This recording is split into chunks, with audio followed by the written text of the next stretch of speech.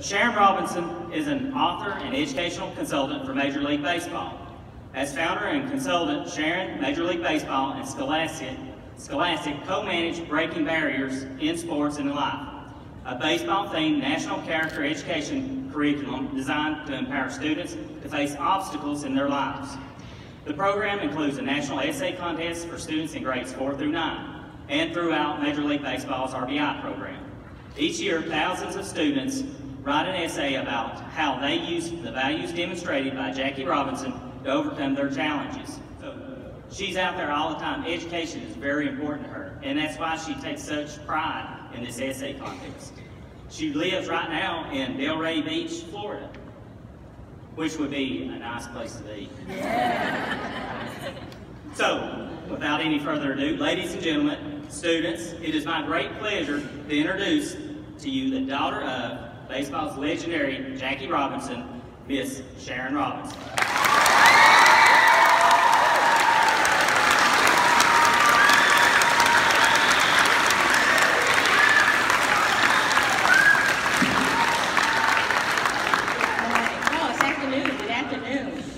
Thank you for letting us come on this day when you had so much tension in your lives, and now you have all this release. So we're happy that you're able to sit. I can't believe it. I thought you'd all be out in the playground, running around, shouting to release it. So thanks for coming. Thanks for listening to us. And I join you in being so proud of Eliza.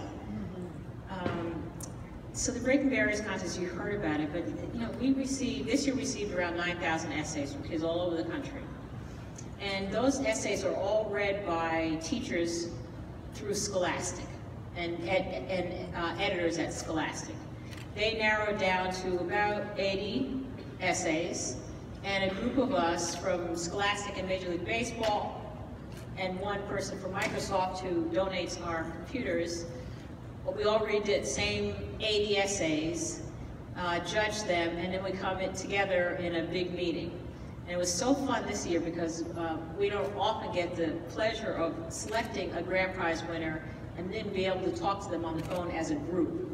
And this year, when we called Eliza's class and Miss Henley's class, well, actually Miss Henley's class, and Eliza was there, it was just fun to be able to reach her immediately. That's my dog. She's hearing my voice. What we're looking for is students understand what a barrier is. Can anybody tell me when we talk about a barrier, what are we talking about? Anybody want to tell me? How about you? An obstacle. An obstacle, okay. And what is an obstacle? Anybody else want? Yes, want to try? An obstacle is something that's blocking the way. Okay. And so what do you think we're looking for then in an essay? What are we hoping the student will tell us? Want to try it? Yeah.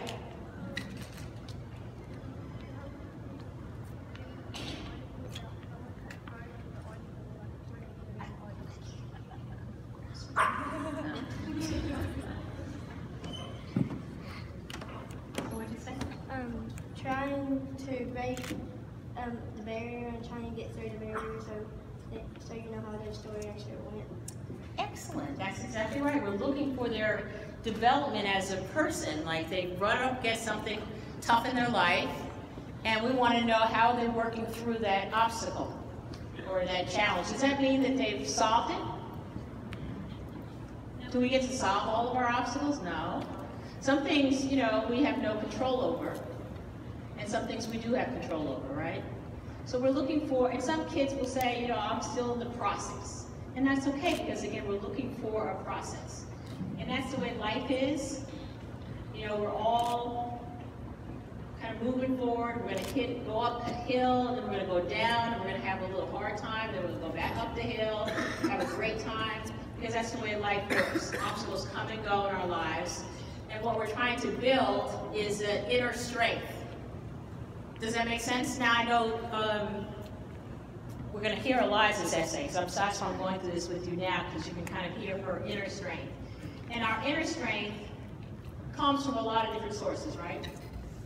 So we don't expect you, when you're getting ready for the testing you just had, you know what you know academically, but taking a test like that or a series of tests like that add challenges to your life, and that inner confidence has to come out, so you believe that you can do it, and you did do it because you all finished. Did everybody finish?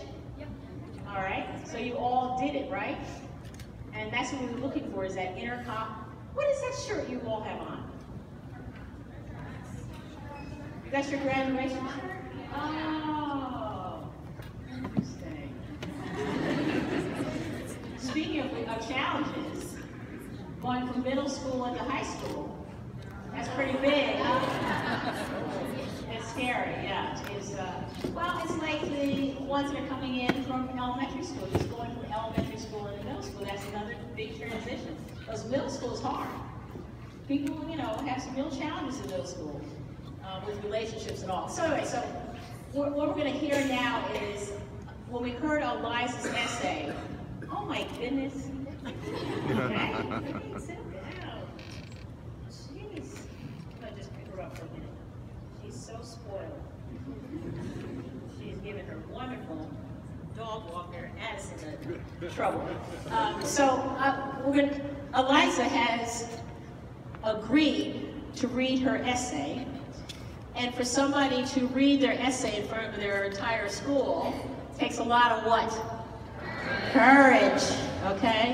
So thank you for that, because I want them to hear your process. And the other thing that's fascinating about Eliza's essay is Miss Hensley, just straighten it, worked very hard with them to understand who Jackie Robinson was.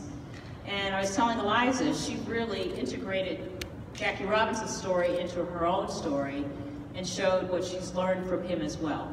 So I'm going to turn the mic over to you. Yes. Right.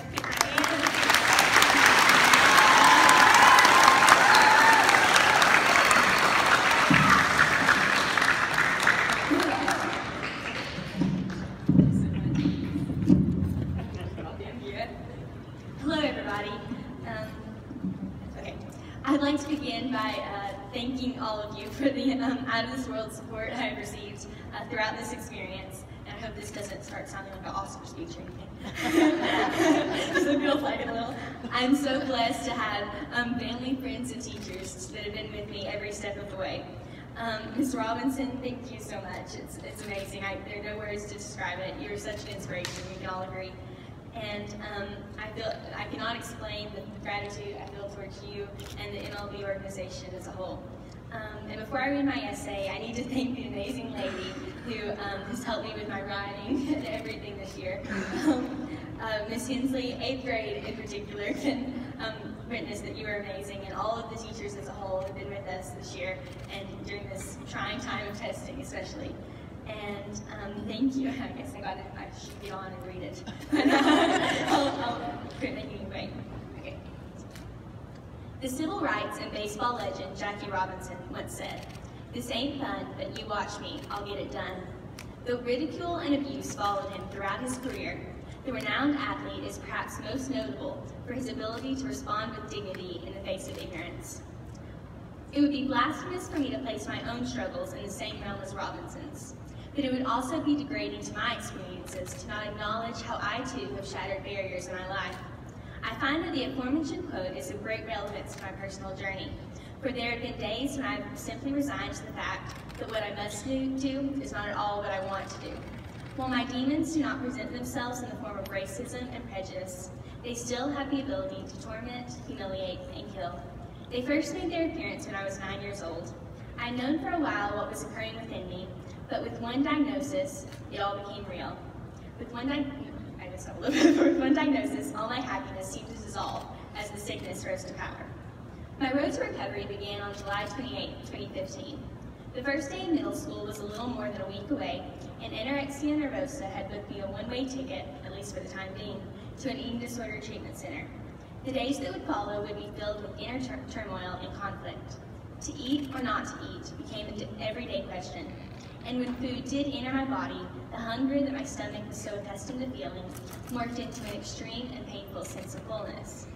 Jackie Robinson's road to fame and advocacy began on April 15, 1947. According to the documentary Jackie Robinson, a film by Ken Burns, Sarah Burns, and David McMahon, this date marked the opening game for the Brooklyn Dodgers and Robinson's Major League debut. Little do you know that the number upon his back, 42, would later be retired from the game of baseball as an ode to his courage and finesse. His life would never be the same. Facing discrimination at every turn, he took comfort in knowing he was charting a path for African Americans of generations yet to come. During Robinson's most trying days, he relied on 9 key values to help him achieve his goals without compromising his dignity. I have found that 3 of these in particular relate to my own struggles: teamwork, persistence, and integrity. Each of these aided me in my quest to restore the joy that the eating disorder had so savagely robbed me of. I cannot imagine experiencing recovery without my support system. I am eternally grateful for the family members, friends, doctors, and complete strangers who have helped me along the way. Through teamwork, one of Robinson's 9 values, with my family and doctors, I reached a state of physical and mental stability. When I find myself wanting to abandon my health, I remember the letters, prayers, and hugs that helped me through my worst days. At times it is daunting to know that I could not fall without many arms reaching out to catch me. Why can't you just leave me alone? I want to scream. So what if I don't need it? What is it to you? But the arms are always there, ready to cradle me as the storm rages within. The video Stimulus includes a quote from Jackie Robinson, in which he explains the frustration he felt while playing in the Negro Leagues.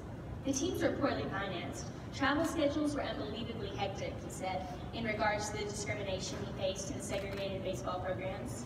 Though disrespect and prejudice was an all too common theme throughout Robinson's life, he persisted and broke down barriers with nonviolence, talent, and composure. In fact, because he found that there are few greater methods of achieving a goal than persistence, Jackie Robinson later included this attribute in his 9 values.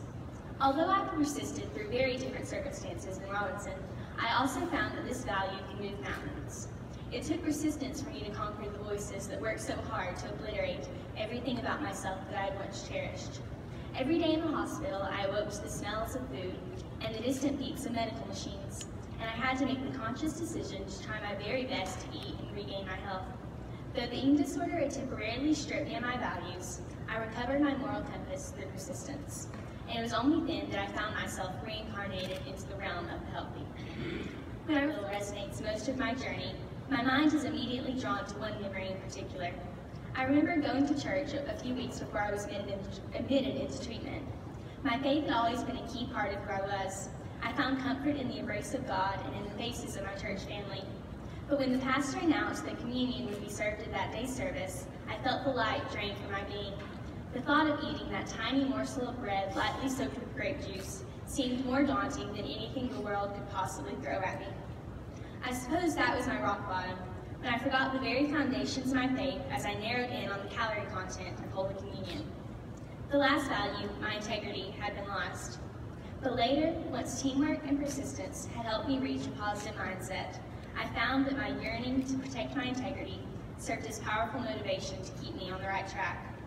I know I'm not Jackie Robinson. I have not broken down barriers for an entire race of people, nor have I dealt peaceably with hatred and bigotry. But I have faced a barrier in my life, and part of facing that barrier is learning that my struggle is important and should not be forgotten. No, I'm not a baseball or civil rights legend, but Robinson and I both used our values to help us shatter the walls blocking us from reaching our goals. Like Jackie Robinson, I used teamwork, persistence, and integrity to conquer my own personal barriers and free the confidence within me. Thank you.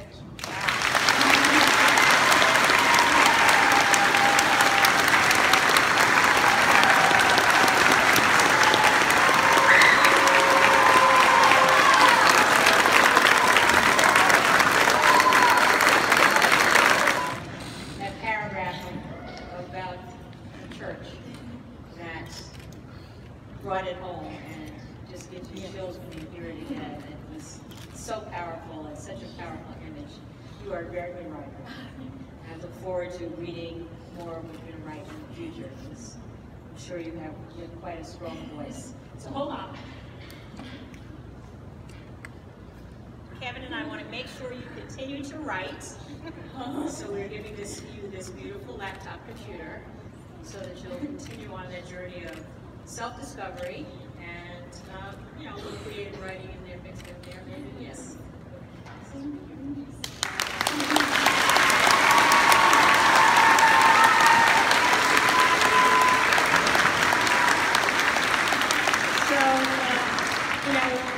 We all know that none of us would get through our barriers without our faith and our family. And we'd like to ask Mom and Dad to come on up, please.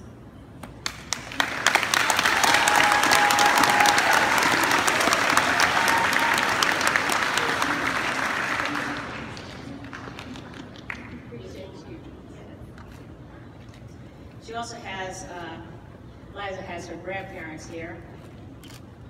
Liza, you want to do the introduction? Oh, yeah. I see. I'm so blessed to have my family with me through every step of the way, and I've got both sets of grandparents with me. My grandma, my papa, my nana, my papa Roo, and Addison, who's an awesome friend, and all these friends everywhere, so thank you.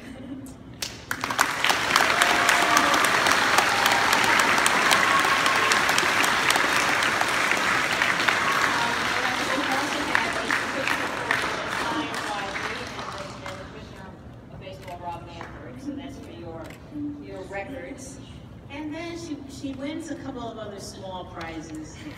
Like she's joining us in the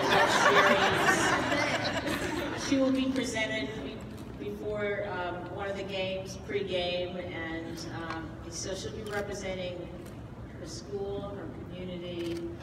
So you can watch it and be very proud of her because it's going to be a special moment.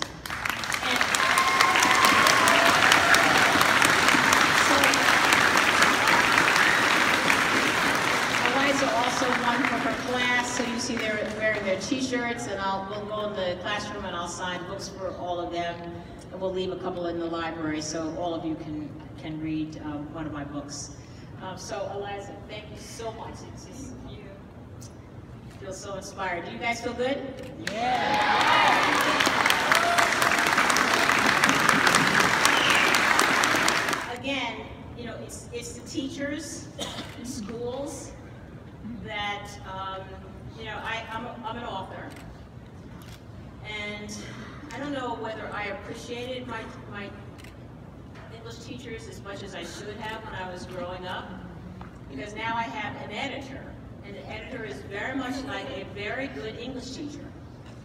And so you write, and the process is I have an idea, I run it by my editor, and my editor, I discuss it, and he goes, okay, you have to do a proposal. So even though I've published a number of books, I still do a proposal each time.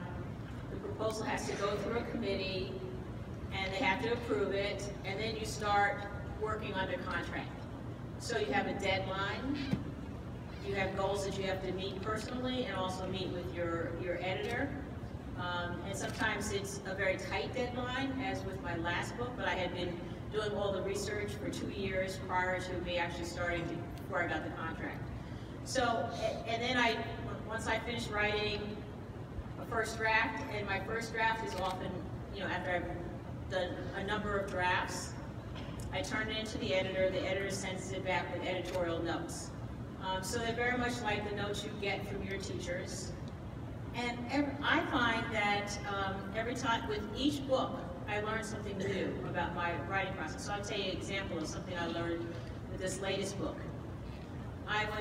It's a story, and I'm telling it in first person, and it is a personal story, but I'm also talking about the civil rights movement. So I sometimes forgot to bring in what was I doing when I'm having this dialogue. And I knew that I was reading it back to myself. I said, oh, this is getting a little boring. I'm gonna cut down some of this dialogue, you know, because it feels like too much dialogue. But I had forgotten to say, where were we? Where was this conversation happening? What was I doing? I'm eating breakfast, what am I eating? You know, I mean, it's the detail, which is why I told you I love that paragraph in Eliza's essay, because she brought in that detail that really made us understand what was going on. So I really do enjoy the editorial process, and I have a great editor that I respect. So in Eliza's case, it's Miss Henson. Did I say it right this time? Yeah.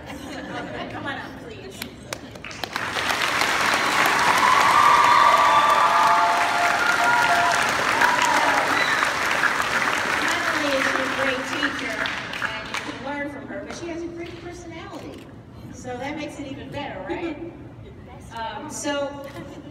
because of all your hard work, we want you to have a present as well. So this laptop is for you, and it's your personal one. You can take it home. You don't have to leave it here. You don't have to share it with students. No blue tag.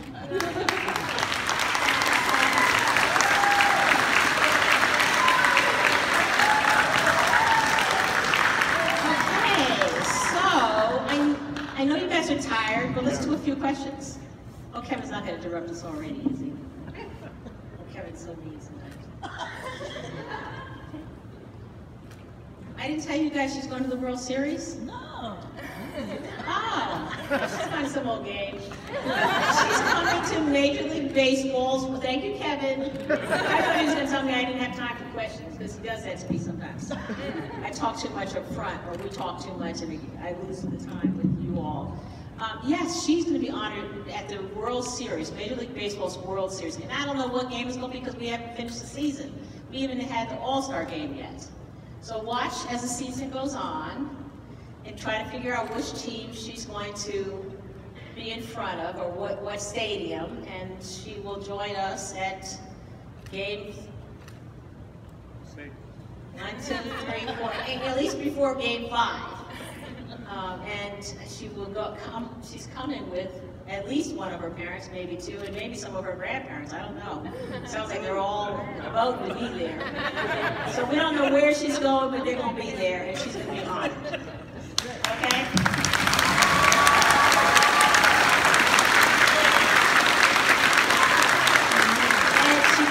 I don't know if I said this either. Eliza is the grand prize winner. So we have a total of 10 winners and 2 grand prize winners. One is for grades 4 through 6, and one is for grades 7 through 9. So Eliza is representing grades 7 through 9. Okay?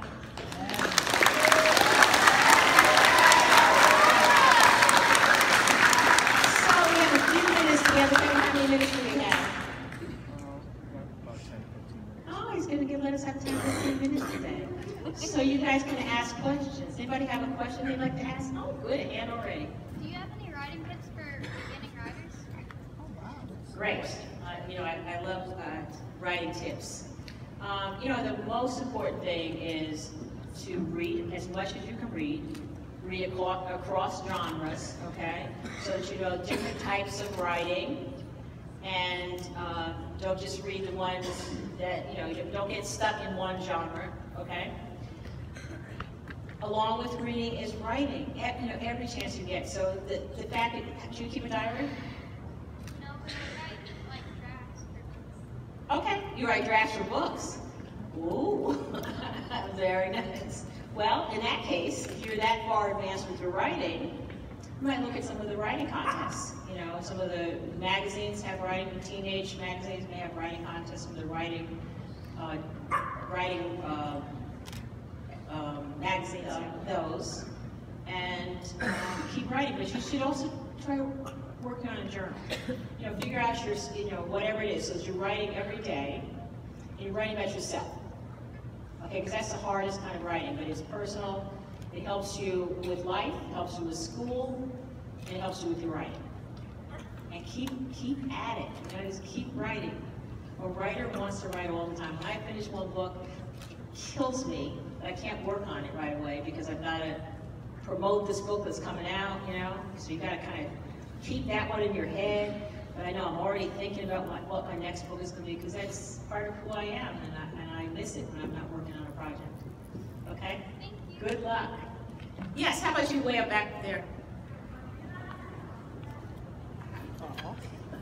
Autograph. Oh. Miss Hensley, help me out here. Was told yes. Oh.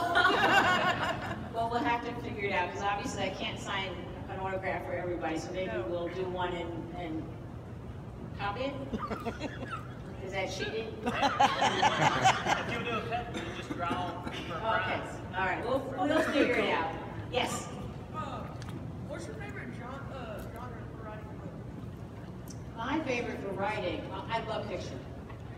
And I like historical fiction.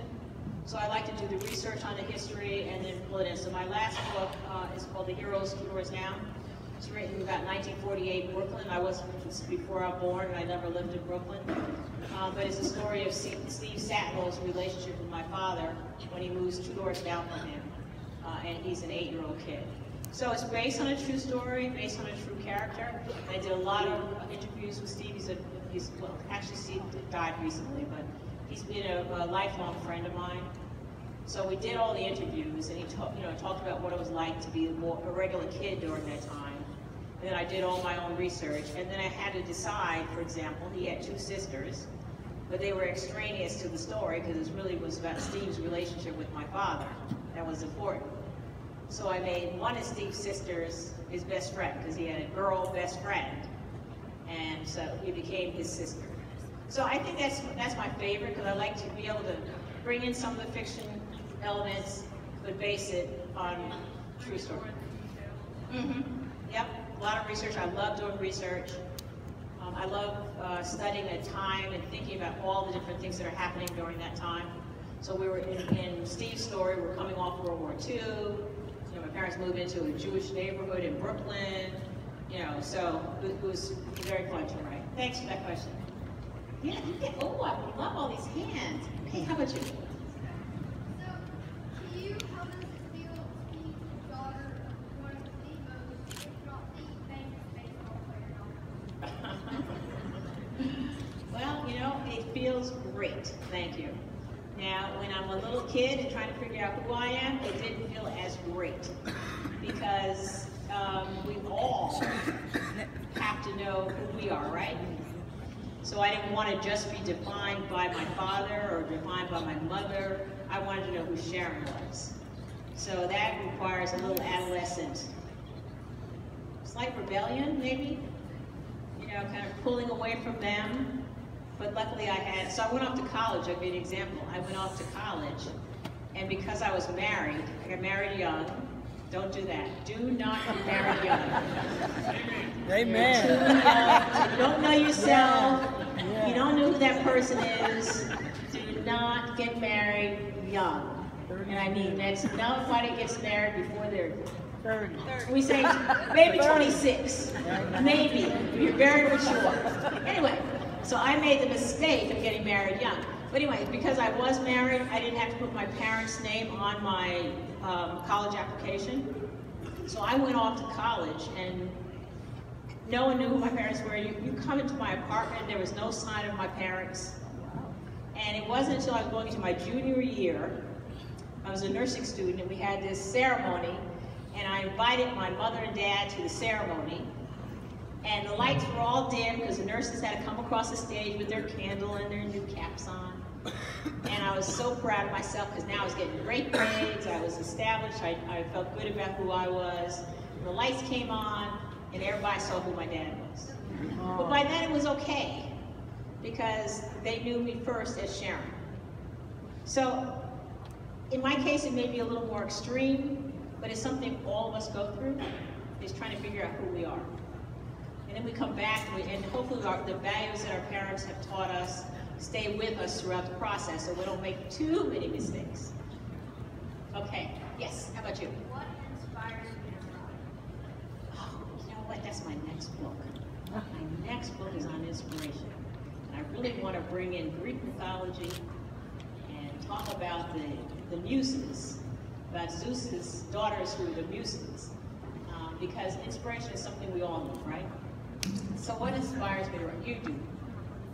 Quite honestly, I started off thinking I was going to be an adult, write for adults, but I so love coming to schools, meeting you guys, that I get inspired. This kind of a session inspires me to want to write another book for you guys. And it helps me that you asked me that question, because I want to tell my editor, I just had that question, and the kids want to know where to find their inspiration. So thank you. I'll help me with the committee, because they may say no. They don't always like my ideas. Okay, how about you with the eagle shirt right there? Yes. The movie 42 was excellent. It was well acted. I loved, all of the actors I thought did a great job. The writer-producer, Brian Heatherland, was very inclusive and wanted to get it right. So he came and he did interviews with us and talked with my mom and read everything he could read. So he basically got it right. So we thought it was great. And it was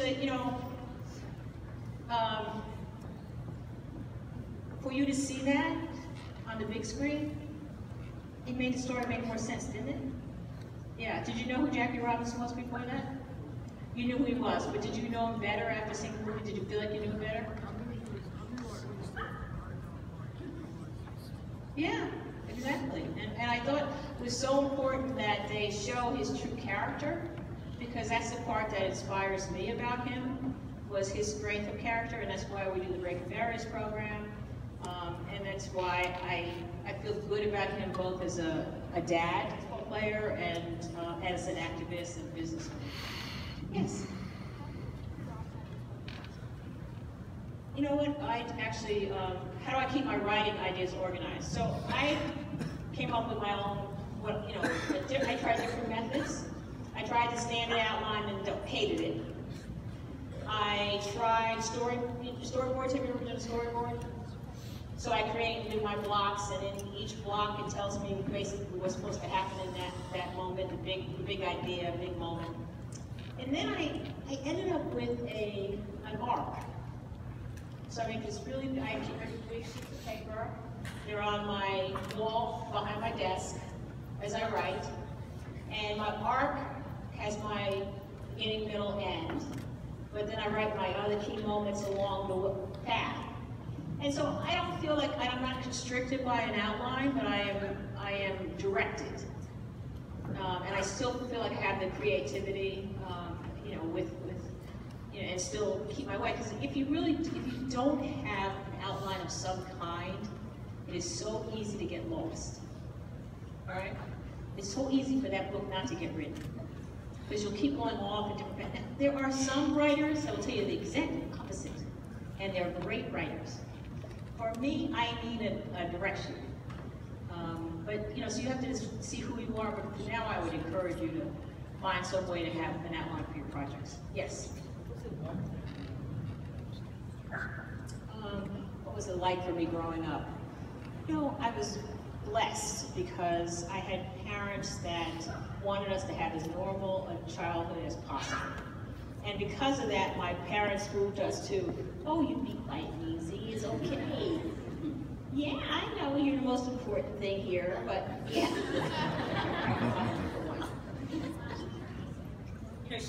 This dog has been, thank you so much, this dog has been traveling with me since I first got her.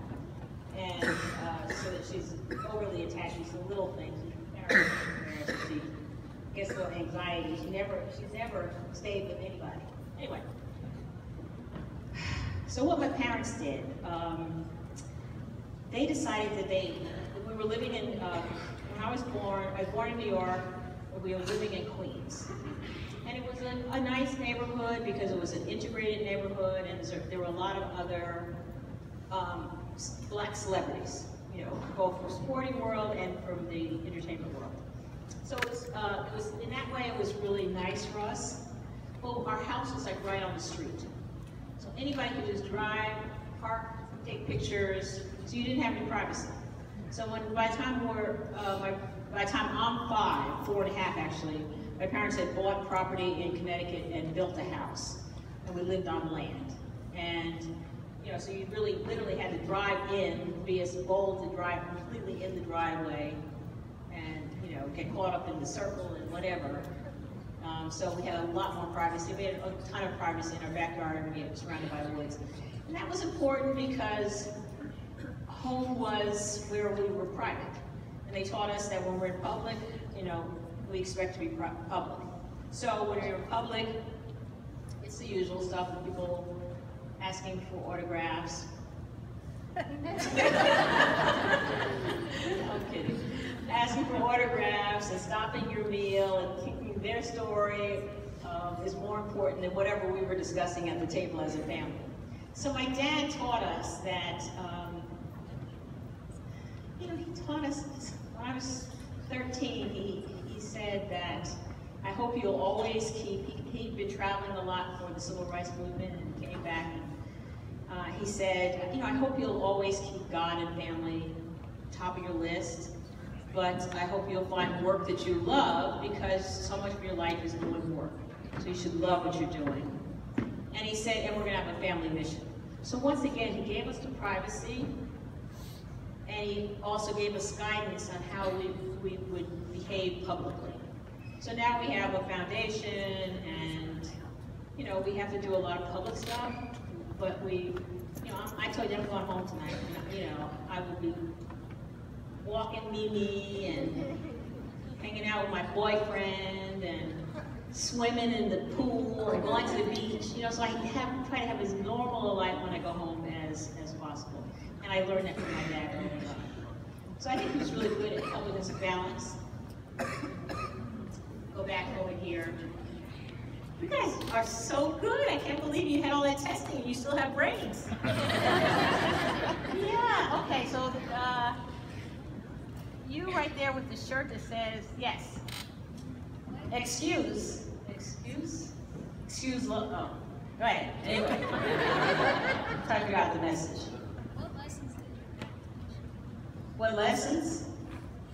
I think he taught me to,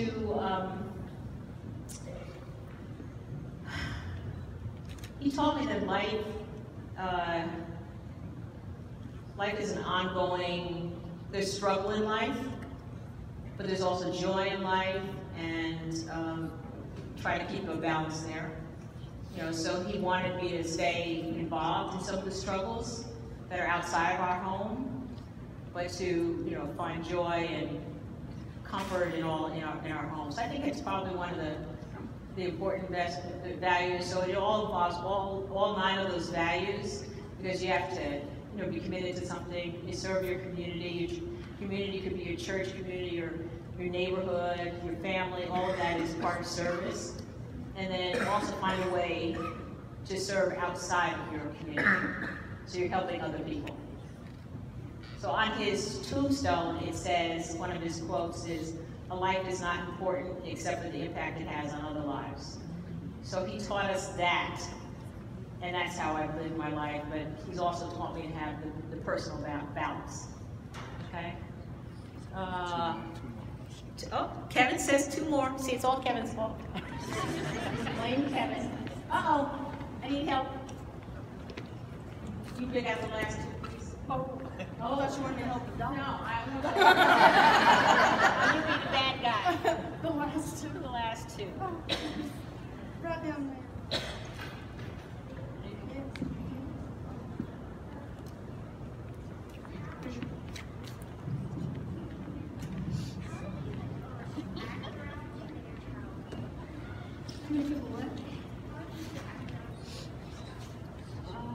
What was that? Same way they do now, very much. She said, what is your name?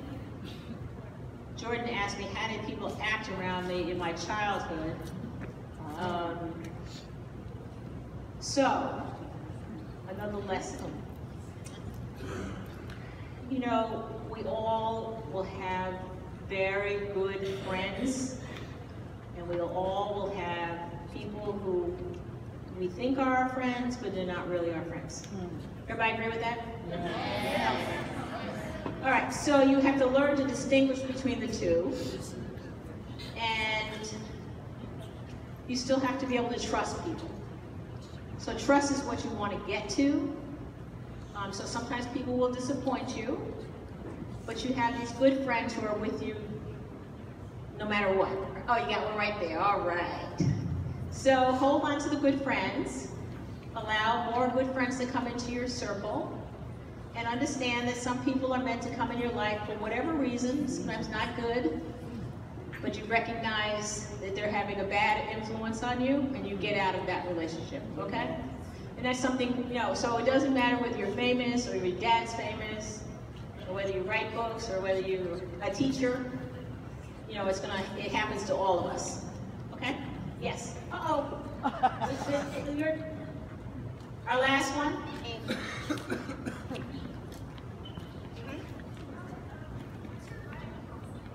What's my what? Riding crosses. Oh, my riding crosses. I am a morning person.